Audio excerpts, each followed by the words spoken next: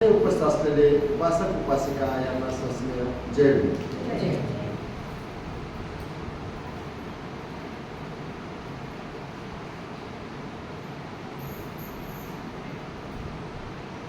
मनुष्याचे शरीर हे कोड्याप्रमाणे आहे. मनुष्याचे शरीर कसे आहे? कोड्याप्रमाणे आहे. राजा म्हणाला, म्हणते बौद्ध भिक्षूंना आपले शरीर देह प्रिय असते की नाही. राजा काय म्हणाला, व तुम्ही सर्व गोष्टीचा त्याग केलेला आहे, तर मग तुम्हाला तुमचं जे शरीर आहे, जे काय देह आहे, तो प्रिय असतो की नाही, म्हणजे त्याच्याविषयी आसक्ती असते की नाही. ते तेव्हा म्हणते म्हणाले, नाही महाराज, ते शरीरावर प्रेम करीत नाहीत.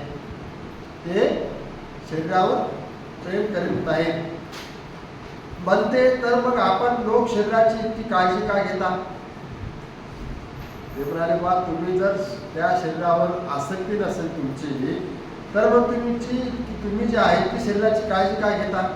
शरीराप्रती इतका आदर का बाळगता. राजा प्रश्न विचारतो म्हणते नागशेवाला, मग तुम्ही जर शरीराविषयी तुमची आसक्ती नसेल, तर मग तुम्ही शरीराची काळजी का घेता. मग त्यावेळेस म्हणते नागशेव म्हणतात, महाराज, आपण लढाईवर गेले असता आपणास एखादा तीर लागतो की नाही, म्हणजे बाण जो असतो तो एखाद्या दिवस बाण लागतो की नाही. ते म्हणाले, हो म्हणतेजी, लागतो है ना. युद्ध करत असताना जे आहे ते शत्रूचा वार कधी कधी आपल्याला पण लागतो. मग अशा वेळी आपण ज्या जखमेस ते मलम लावून चांगल्या प्रकारे पातळ पट्टीने बांधता की नाही. मग तुम्हाला जर मार लागला तर मग त्याला बांधता की नाही तुम्ही. होय म्हणते, आम्ही तसे निश्चित करतो. महाराज, तुमची जखम तुम्हाला प्रिय असते की काय. म्हणते नागशेव म्हणतात, बा तुम्ही ज्या जखमेवर पट्टी बांधली, मग ती जखम तुम्हाला प्रिय असते काय.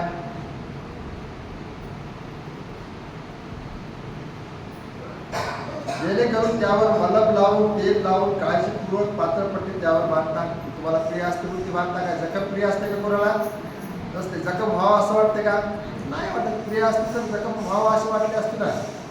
पण ते त्यावेळी मला माझी जखम प्रियच नसते, परंतु जखम बरी होऊन तेथे नवीन मांस वाढावे म्हणून उपचार करावे लागतात. महाराज, याप्रमाणे आम्हा भिक्षूंना आमचे शरीर प्रिय नसते, परंतु शरीराप्रती आसक्ती न ठेवता शुद्ध ब्रह्मचर्याचे पालन करण्यासाठी एवढी त्याची काळजी व्हावी लागते.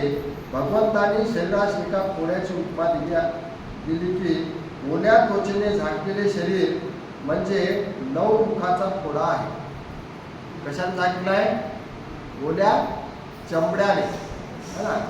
असं म्हणतात की समजा हे जे चमडावरून आहे आणि हे जर सुद्धा थोडं उलटं असतं तर हे जसे कावळे गिजर होत की नाही, सगळे आपल्या पाठीमागे लागले असतात.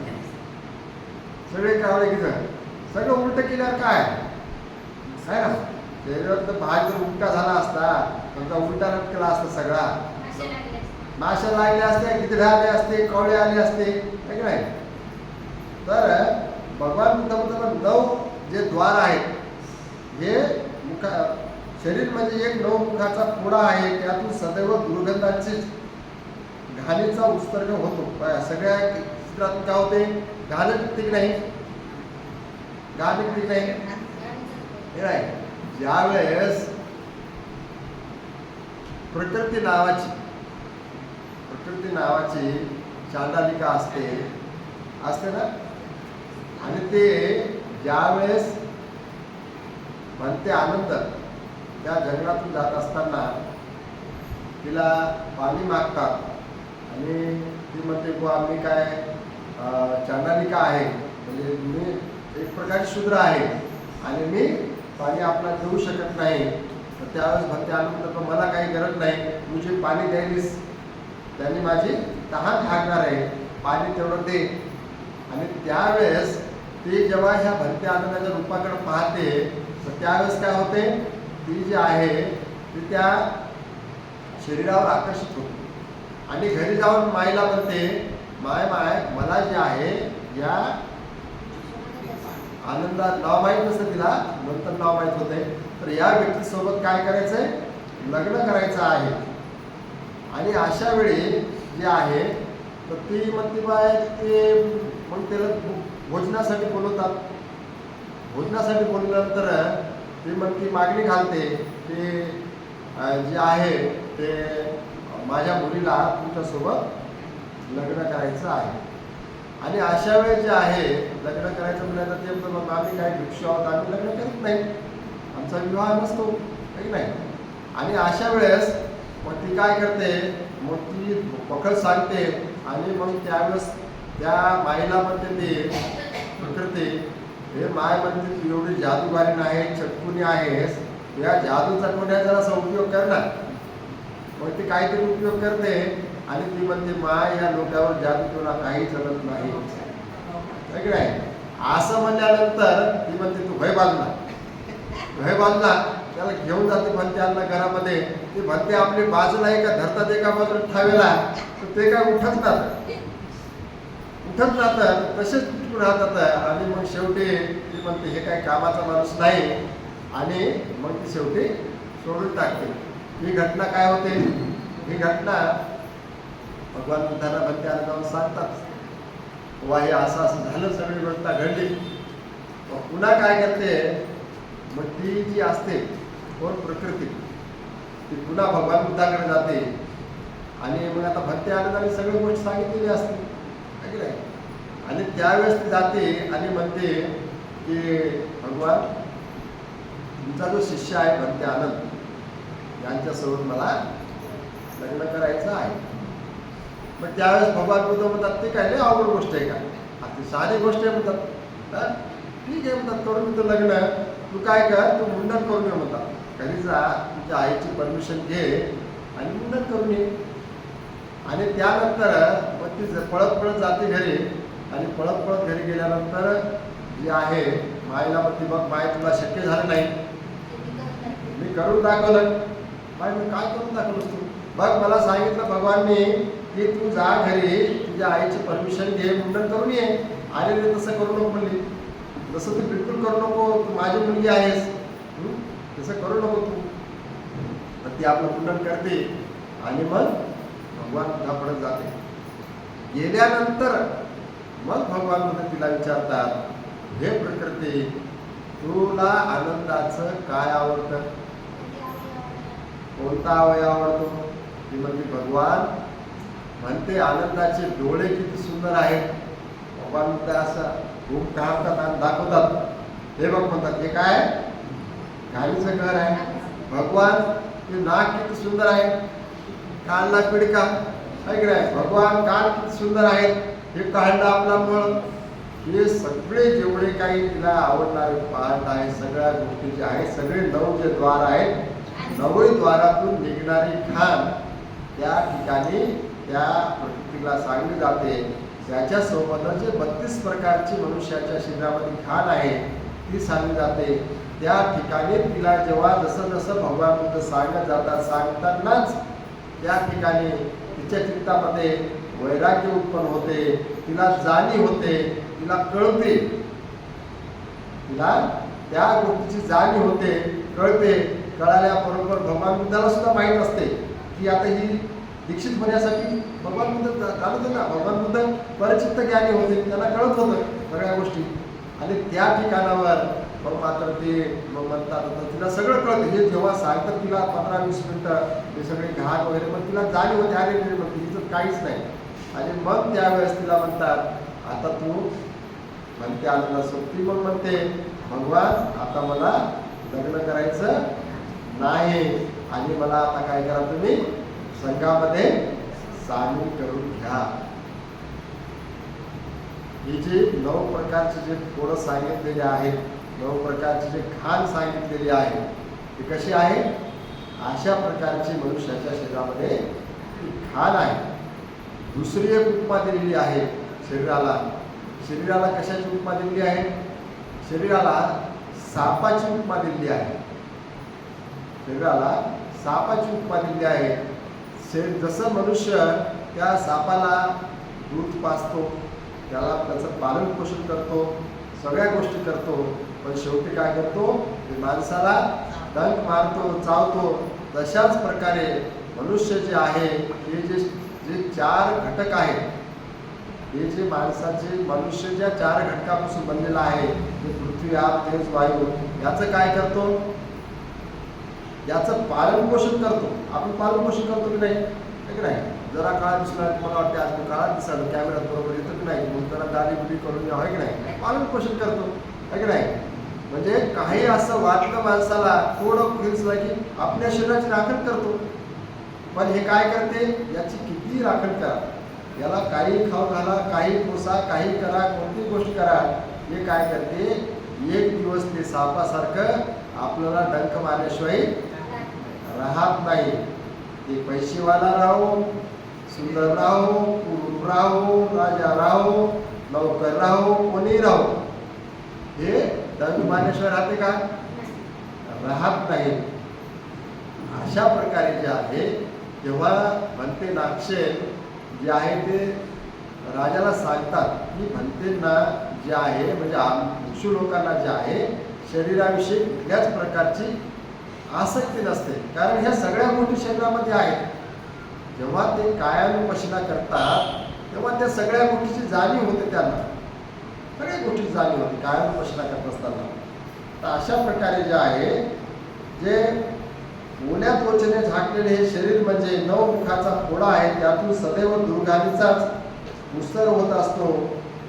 हे जे आहे त्या ठिकाणी म्हणते नागसेनांनी म्हणते राजाला सुंदर प्रकारे समजावून सांगितलं. मला साधू साधू साधू.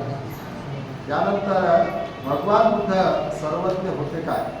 राजा म्हणाला, म्हणते भगवान बुद्ध सर्वज्ञ आणि काही पाहणारे होते की काय? सर्व काही पाहणारे होते की काय? म्हणजे सर्वज्ञ असतील तर सगळ्या गोष्टी एकदाच पाहणारे होते काय? होय महाराज, ते सर्वज्ञ आणि दूरदृष्टीवाले होते. म्हणते असे असताना देखील त्यांना आवश्यकतेनुसार निरनिराळ्या प्रसंगी विनय तयार करण्याची कशी काय अवलंबली? एकाच वेळी सर्व विनय का बरे केले नाहीत? त्याने विचारलं. भगवान बुद्धांना जर सगळ्या गोष्टी माहीत होत्या, तर मग त्यांनी जे विनय पिटक तयार केले, जे विनय तयार केले, ते थोड्या थोड्याने का केले? एकदाच बरे का केले नाही? महाराज, सर्व प्रकारच्या औषधाची माहिती असलेला आपला कोणी वैद्य ओळखीचा आहे काय? व त्याला सगळ्या प्रकारचे औषधं माहीत आहे असा एखादा वैद्य माहीत आहे का? तो म्हणते आहे. महाराज, तो आजारी पडल्यानंतर कोणाला औषध देतो की आजारापूर्वीच देत राहतो? त्यांनी प्रश्न विचारला की एखादा तुमच्याकडे डॉक्टर असेल, आपला जे घरगुती डॉक्टर, फॅमिली डॉक्टर असतो, असा डॉक्टर जे आहे ते आपल्याला बिमार पडल्यानंतर औषध देतो का बिमार पडल्यापूर्वी देतो? बिमार पडल्यानंतर देतो ना. पण ते आजारी पडल्यानंतरच कोणाला औषध देतो, त्यापूर्वी नाही. महाराज, याप्रमाणेच भगवान बुद्ध जरी सर्वज्ञ आणि सर्व दृष्टी दाते होते, तरी देखील योग्य वेळ आल्याशिवाय त्यांनी कधीही आपल्या श्रावकासाठी कोणताही विनय तयार केलेला नाही. अगर त्यांचा उपदेशही देत नव्हते. प्रसंग उद्भवल्यानंतर भगवंताने असे नियम तयार केले आणि ते आजीवन आचरणात आणण्याचा उद्देश दिला. भगवान बुद्धाने नियम कसे तयार केले? जसे जसे प्रसंग होत गेले तसे तसे त्या ठिकाणी जे असे नियम तयार केले गेले ना. जसं समजा विशाखेने हातभर मागितले होते है ना, त्याच्यामुळे ते भिक्षू पाण्यात भिजायचे, एकच अंगावर चिवर राहायचं, मग ते भिजू घालायचे. जेव्हा कोणी भोजनदाराला गेल्यानंतर मग ते त्यांचे जे काही दास असते भियायचे. आणि तेव्हापासून काय केलं बरं, नंतर जे सायंकाळचं भोजन होतं ते बंद केलं. जे हे जे पंथ पडले ना, ते ह्याच गोष्टीमुळे पडले. काही लोकांचं म्हणणं होतं 2 वेळेस भोजन करायला पाहिजे, काही लोकांचं म्हणणं होतं एकच वेळेस भोजन करायला पाहिजे. असं त्या काळामध्ये ते पंथ वेगवेगळ्या त्या ठिकाणी पडले.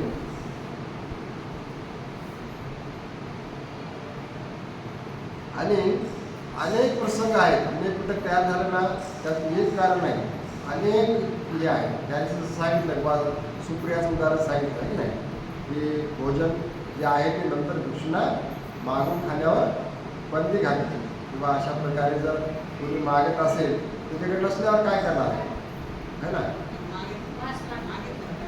मागून खाऊ नये. त्याच्यानंतर घरात डोकावून पाहू नये, त्याचा पण नियम लावला गेला. 12 नंतर भोजन करू नये. अशी जे आहेत ते बरेचसे नियम. बुद्धिबळ दाखवू नये, है ना. बुद्धिबळाचा पण नियम लावला गेला. वापर करायचा नाही. कारण 2 भिक्षू होते आणि 2 भिक्षू जेव्हा एका गावामध्ये भिक्षाटन केले असता एक मनुष्य त्या भिक्षूला खूप बोलतो, हे टकले, हे मुंडन आहे, हे भोंदू आहे, म्हणजे असं एकदम त्याला रागात आणतो. आणि मग म्हणे तुमच्यात काहीच नाही म्हणे. आणि मग त्याला म्हणे तुमच्यात काय असेल तर म्हणे हे 100 फुटावर जसं की आपली गुढी असते त्या प्रकारचं हे होतं आणि ते जाऊन उचलून दाखवा बरं म्हणे. आणि त्या ठिकाणी मग ते म्हणते जण एक बुद्धिबळामध्ये असतात आणि ते जातात आणि ते घेऊन तसे मग ते असं वरून जात राहतात. अनेक लोक पळतात आणि पळल्यानंतर काही लोक पडतात, काही लोकांना मार लागते. आणि मग ते सगळा जता काय होतो भगवान बुद्धाकडे जातो. आणि गेल्यानंतर मग भगवान हे गलका काय चालवतं, म्हणजे काय गलका चालवलं, काय आहे काय नाही. त्यामुळे समजा ते असं झालं. तेव्हापासून भगवान बुद्धाने काय केलं, बुद्धिबळावर बंदी आणली. नुसती बंदीच आणली नाही, त्याच्यावर विनय पिटकामध्ये त्याला संग्रहित केलं. आणि एखादा व्यक्ती अशा प्रकारे जर बुद्धिबळ दाखवत असेल तर त्याच्यामध्ये त्यांना नियम लावले आहेत. जसं 4 पराजिका, 5 नियम असे जे नियम आहेत त्याच्यामध्ये नियम टाकला किंवा अशा प्रकारे त्यांना दोष देण्यात यावा म्हणून त्याच्यावर काय घातली, बंदी घातली. भिक्षूकडे बुद्धिबळ जरी असेल तरी ते दाखवत नाहीत. भगवान बुद्धांनी काही ठिकाणी बुद्धिबळाचा प्रयोग केला होता, आहे ना. आपण एक बघा एक प्रसंग आहे बुद्धांच्या धर्मामध्ये. नदी पार करताना नदी पार करताना नाही केला. बुद्धाने त्याच्या धर्मामध्ये एक आहे प्रसंग केलेला.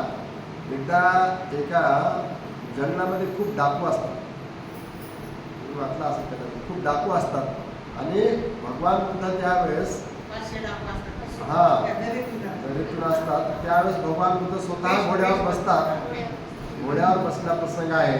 धरधरे कपडे टाकतात आणि त्या तिथून जात असताना मग ते डाकू पाठीमागे लागतात पण ते भेटत नाही.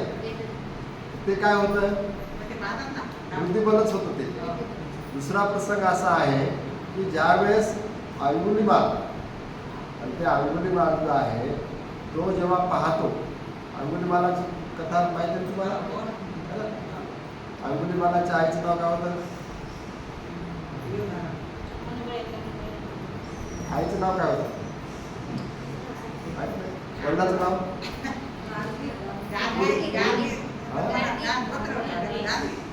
मैत्रायणी, गार्गी ऋषी.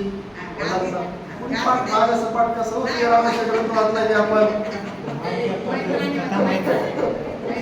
तो जो आहे ते अंगुलीमालाचे वडील जे आहेत, म्हणजे अहिंसकाचे वडील जे आहे त्या राजाकडे होते. काय करायचं नाव, राजा प्रसेनजित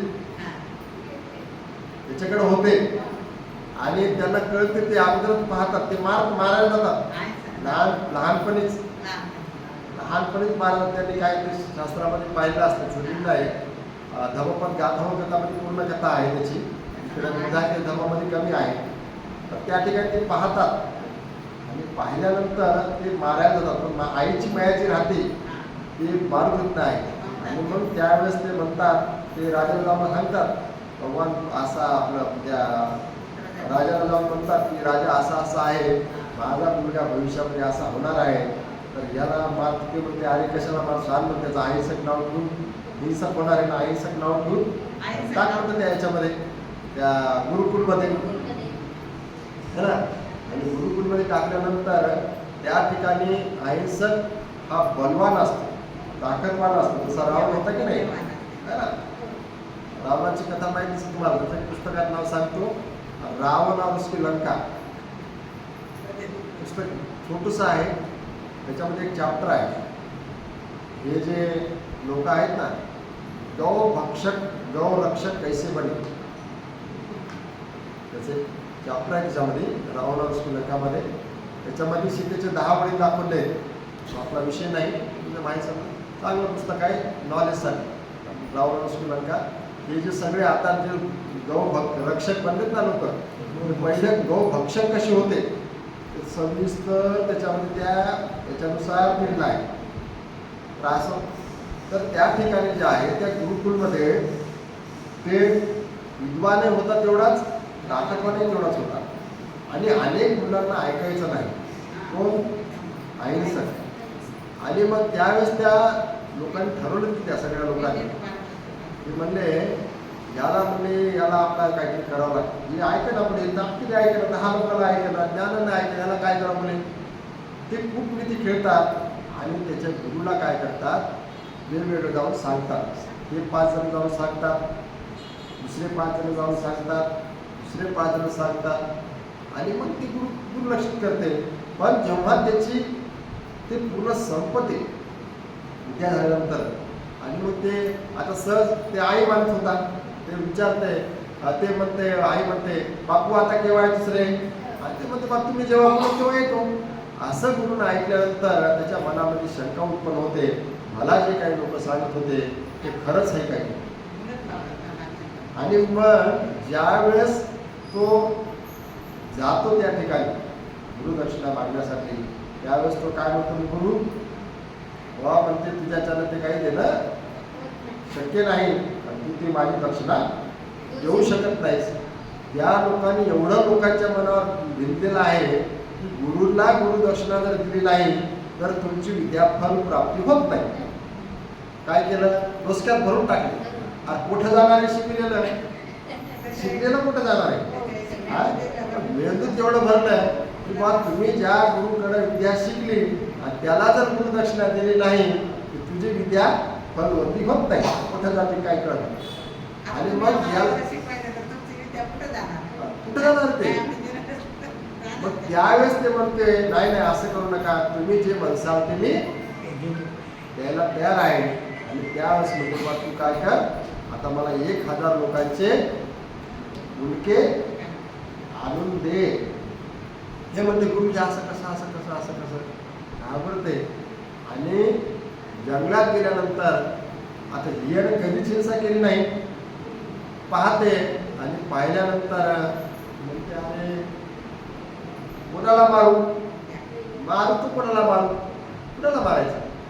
त्यावेळेस त्या ठिकाणी एक शिकारी जात असते शिकार करायला. अरे म्हणजे हे बदमाश म्हणजे हे दुसऱ्याला मारते, यालाच मारतो. धरते आणि मारते. मारल्याबरोबर त्याच्या अंगावर जे आहे ते रक्त येते आणि रक्त आल्याबरोबर काय होते, आता त्याची सगळी दृष्टी बदलून जाते. एकाला मार, दोन्हीला मार, तिन्हीला मार, पाचीला मारून मग खड्यात टाकायचं. मग ते मुंडके कहाचे दिसायला आणि म्हणजे कसे मोजा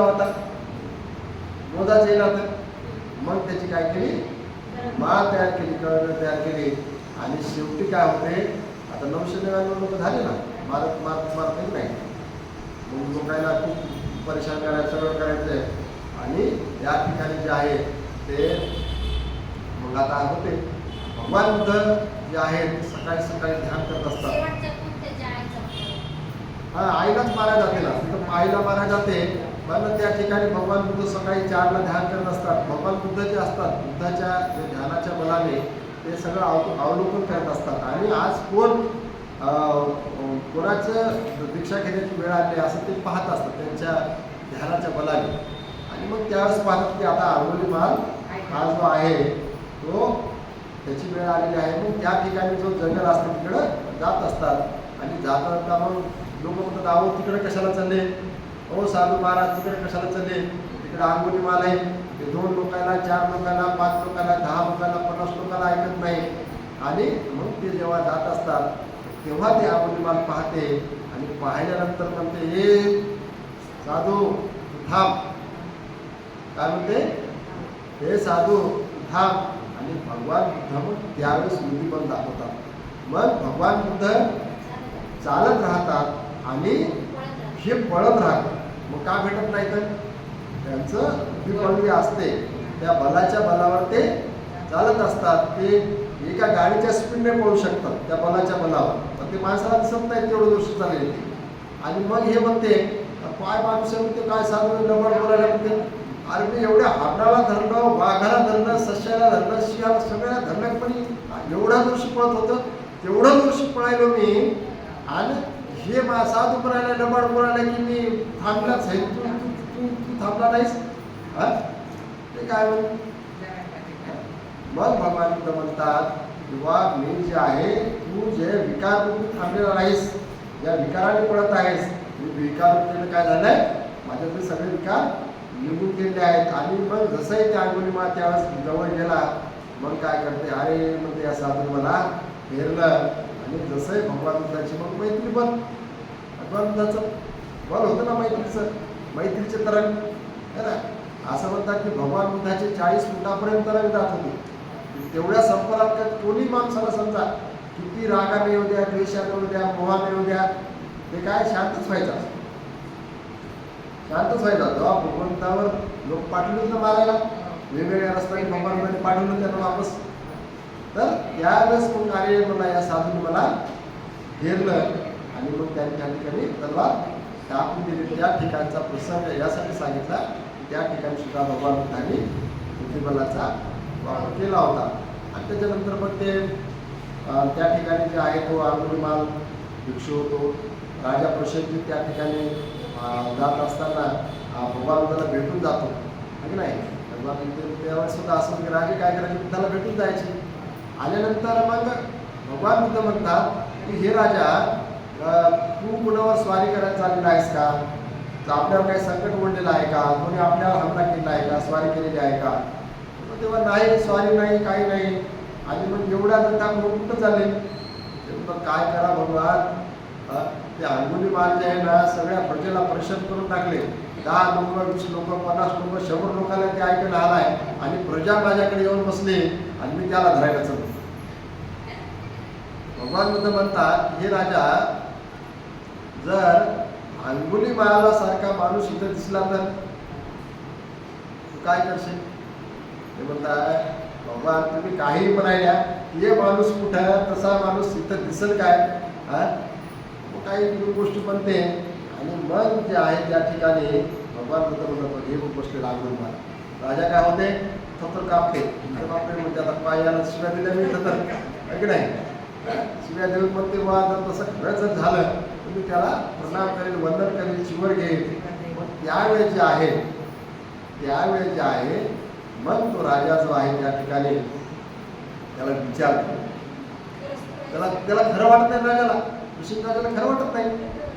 ते म्हणून म्हणते बापू तुझं नाव काय सांग, या आईचं नाव सांग, किंवा गोत्र सांग, सगळं विचारते. आणि मग त्यावेळेस हे अंगुलीमाल सगळं सांगतात, माझ्या आईचं नाव मैत्रिणी, वडिलाचं नाव गाडीवशी, हे सगळं सांगितलं खरं वाटते. आणि त्यावेळेस मग जे आहे ते आणखी खूप लांब आहे, ते पार लगे ते याच्यापर्यंत डोक्यात खडे मारतात आहे ना, तेच आहे प्रसंग.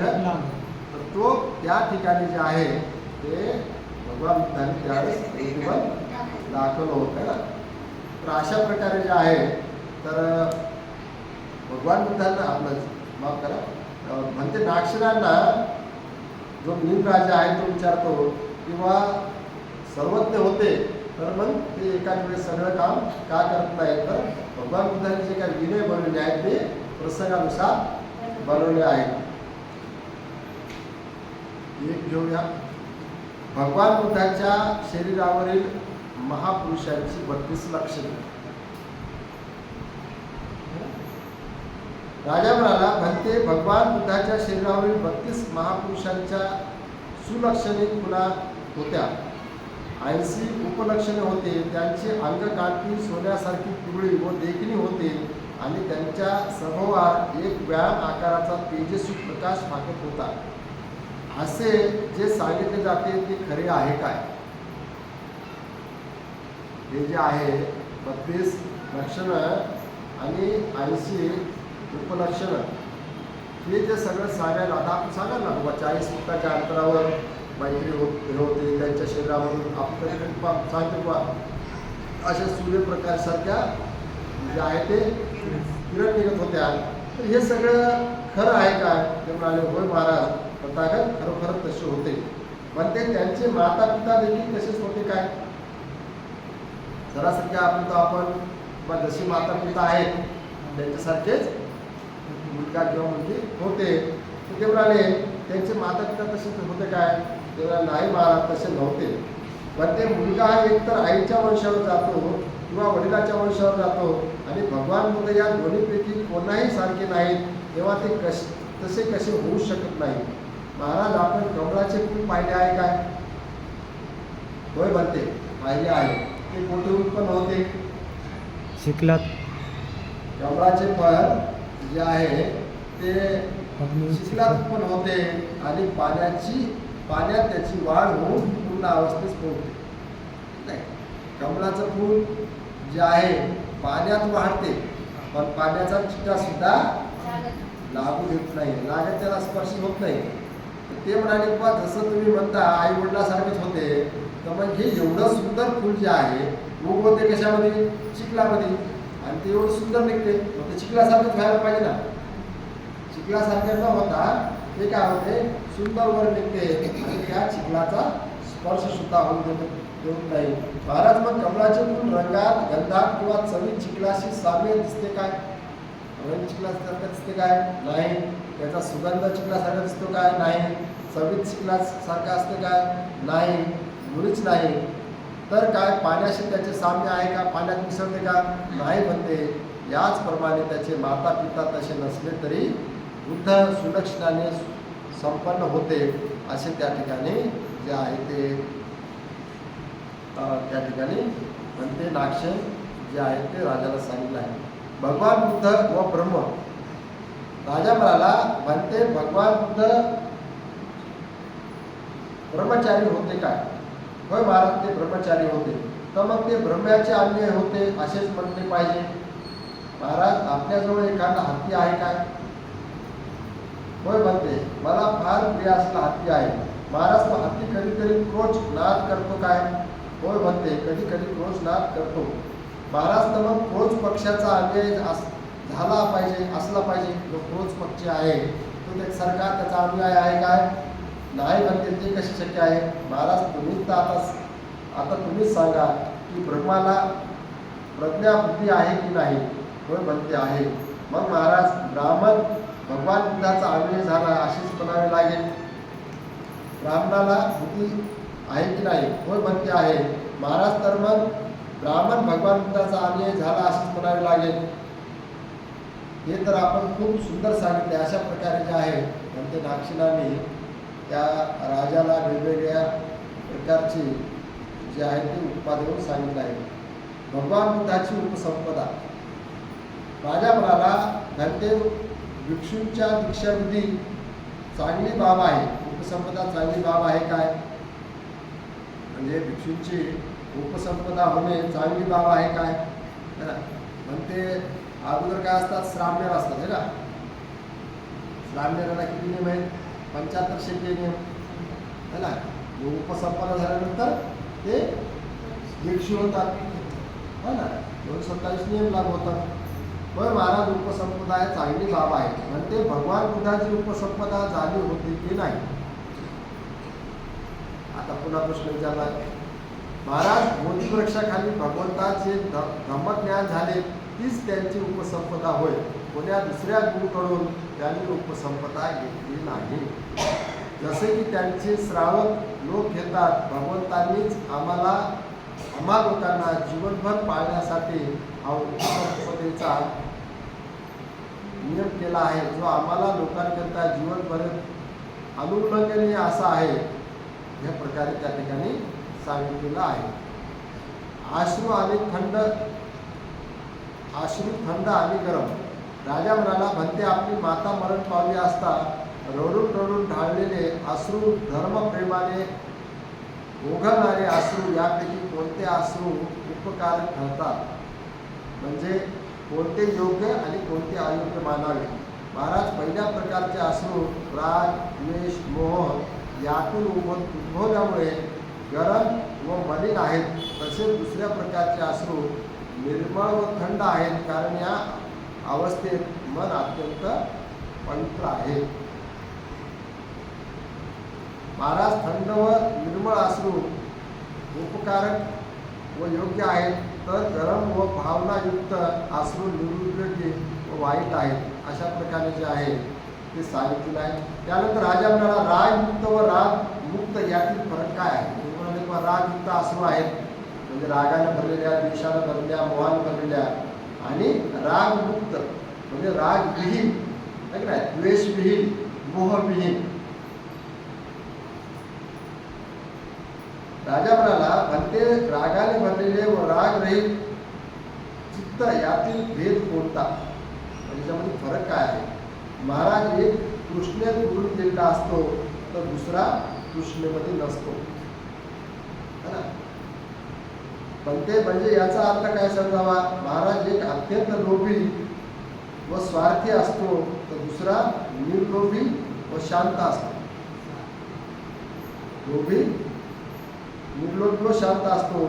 परंतु म्हणते मी या प्रश्नाकडे पाहतो तेव्हा असे दिसून येते की रागयुक्त असो की रागविहीन असो दोघेही खाण्याकरता चांगल्याच पक्वानाची इच्छा धरतात, वाईट पक्वानाची तर कोणी इच्छा धरत नाही. महाराज हे जरी खरे असले तरी रागयुक्त व्यक्ती उत्तम भोजनाचा आस्वादही घेतात आणि त्यात रागही व्यक्त करतात, परंतु रागरहित व्यक्ती आस्वाद घेतात खरे पण त्यात राग मुळीच मानत नाही. तर तथागत बुद्धाने जे आहे ते अशा 4 प्रकारच्या जोड्या सांगितल्या आहेत. अशा अनेक 4 प्रकारच्या जोड्या सांगितल्या आहेत. याच्यामध्ये एक जोडी सांगतो तुम्हाला. एक व्यक्ती असते ते स्वहित करणारा असतो. स्वहित आहे की नाही, त्याला आपण कोणत्या म्हणतो आहे की नाही. स्वार्थी, कोणती योजना आपल्याच खिशात, कोणतेही काही आपल्याच खिशात, सगळं आपल्याच खिशात, आपल्याच जवळ, दुसऱ्याला काहीच नाही. त्याला काय म्हटलं गेलं, स्वहित करणारा व्यक्ती. दुसरा व्यक्ती कोणता आहे, परहित करणारा. आपलं कसं हो, दुसऱ्याचं हित, दुसऱ्याचं हित, दुसऱ्याचं हित आहे की नाही. आणि तिसरा व्यक्ती कोणता आहे, स्वहितही नाही आणि परहितही नाही. मायबापाचं चांगलं करायचं नाही, बायको लेकरायचंही नाही, बायको लेकरही कोणीकडे गेले करायचं काही घेत नाही, आपलं स्वहिताचंही काही घेणं नाही, शरीराचंही बघायचं नाही. रात्रंदिवस पिऊन आपला इकडं नालीमध्ये ठीक नाही. त्याला काय समाजाचंही घेणं नाही, म्हणजे स्वहितही नाही परहितही नाही. स्वतःच हित आहे काय, काहीच नाही. स्वतःच हित नाही, समाजाचं नाही, कोणाचं काहीच हित नाही. आणि दुसरा व्यक्ती जे आहे ते काय आहे, स्वहितही करतो आणि परहितही करतो. भगवान बुद्धाला कोणती जोडी पसंत होती, स्वहित करणारा आणि परहित करणारा. स्वतःचंही उपजीविका केली पाहिजे आणि दुसऱ्याचंही लुबाडून नाही खाल्लं पाहिजे ठीक नाही. त्याला म्हणलेलं स्वहित आणि परहित करणारा. अशा खूप जोड्या आहेत. महिलांची जोडी आहे, नवरी नवरदेवाची जोडी आहे, पती पत्नीची जोडी आहे ठीक नाही. पती पत्नी जोडी माहिती आहे का तुम्हाला, माहित आहे? सांगतो 5 मिनिट राहिले